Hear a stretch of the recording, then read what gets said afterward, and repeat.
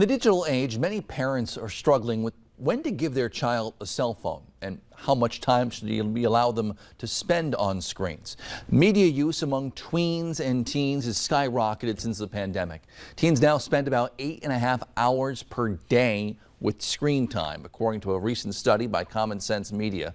The American Academy of Pediatrics and AT&T are launching tools to help families decide if kids are ready for a phone and how to use them responsibly. What boundaries do you want to set around technology so kids can have healthy sleep, they can have undistracted homework time, whatever is important to your family, controlling tech and enjoying it, not feeling controlled by it. The new tool also allows parents to build a customized media plan for the whole family. The FDA has now approved the Novavax COVID-19 vaccine for use in kids aged 12 to 17. The company was just granted an emergency use authorization in July for its 2-dose vaccine in adults. Novavax was one of the original participants, the U.S. government's race to develop a COVID vaccine as quickly as possible back in 2020, receiving $1.8 billion in taxpayer funding from Operation Warp Speed.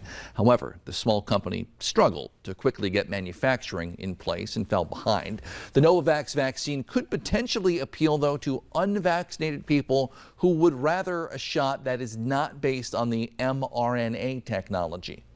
Pfizer and BioNTech have taken the first steps to get emergency use authorization for their updated COVID vaccine, which targets Omicron variants. The companies say they've already submitted their application to the FDA. This vaccine would help protect against the BA4 and BA5 variants, people aged 12 and up. The companies say the shot could be ready to start shipping in September, though they would still need to get the FDA's green light.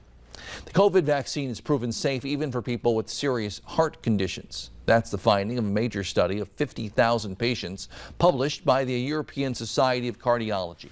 Researchers found vaccine shots and boosters had no negative impact on patients with heart failure. In fact, it helped reduce the risk of serious illness and death from COVID-19, like with other people. Doctors say it's critically important for folks with serious medical conditions to get vaccinated. Stick around after the break. Nathan's back in with one more look at your work week forecast. That's next.